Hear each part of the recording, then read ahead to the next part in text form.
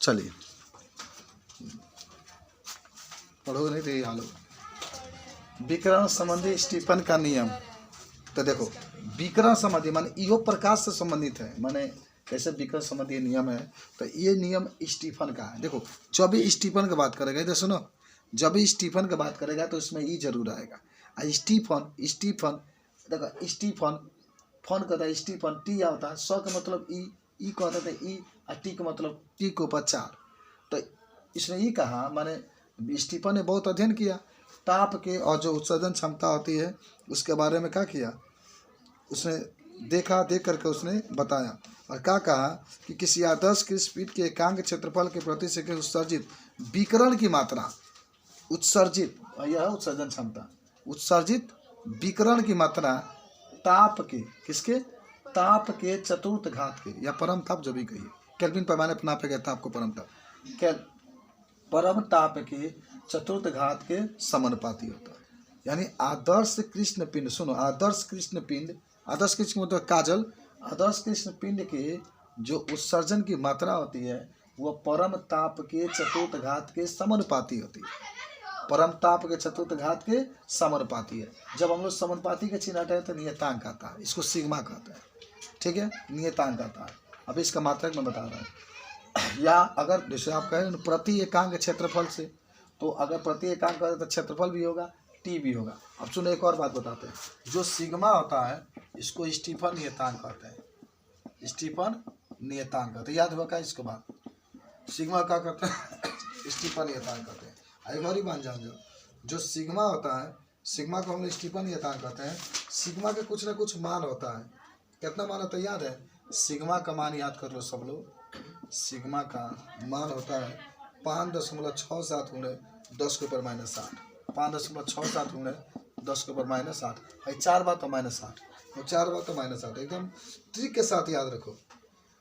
और अगर कोई कहता है कि इसका मात्रक होता है तो इसका मात्रक होता है, बाबू देखो ध्यान से, जी सिग्मा का जो मात्रक होता है, पहले सुनो फायदा का तो प्रति सेकंड उत्सर्जन क्षमता। तो ये बताओ तो ध्यान से, एक मात्रक क्या होगा जूल, एक मात्रक क्या होगा जूल, एक मात्रक क्या होगा जूल, जूल होगा।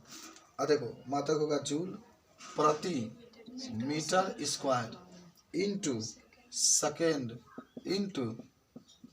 इंटू केल्विन के ऊपर 4, केल्विन के ऊपर 4, केल्विन के ऊपर 4। यह कहाँ से गया हम बताते हैं, यह कहाँ से गया, ये आपका ऊर्जा है, या उत्सर्जन क्षमता को चाहे ऊर्जा को। तो ये कमाते तो जूल है तो ऊपर तो जूल रहेगा, रहेगा ना जी। आई टी बाटा में लेकर आओगे तो टी क्या होगा, केल्विन होता है, टी ताप है तो इसका मात्रा केल्विन होगा, वैसे केल्विन पर 4 आया यहाँ पर देखो।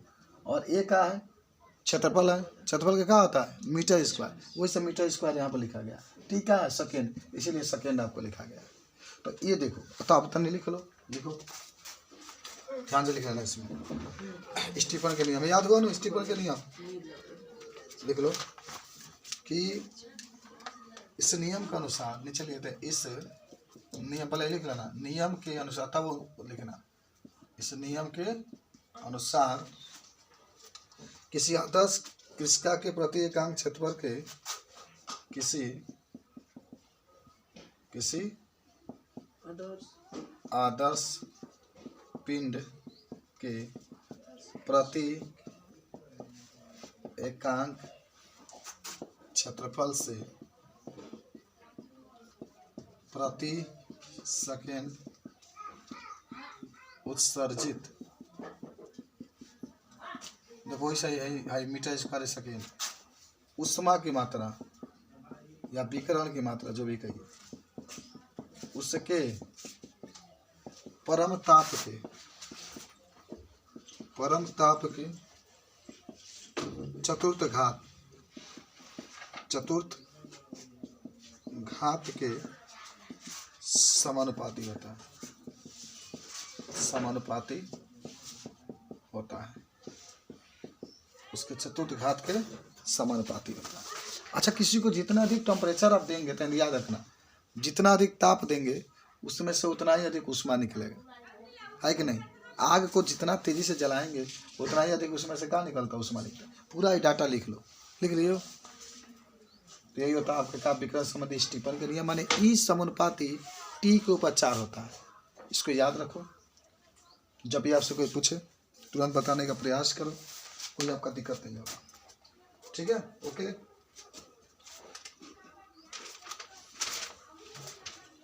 चलिए सिग्मा का मान कुछ नहीं लगा लेगा हम लोग इसको।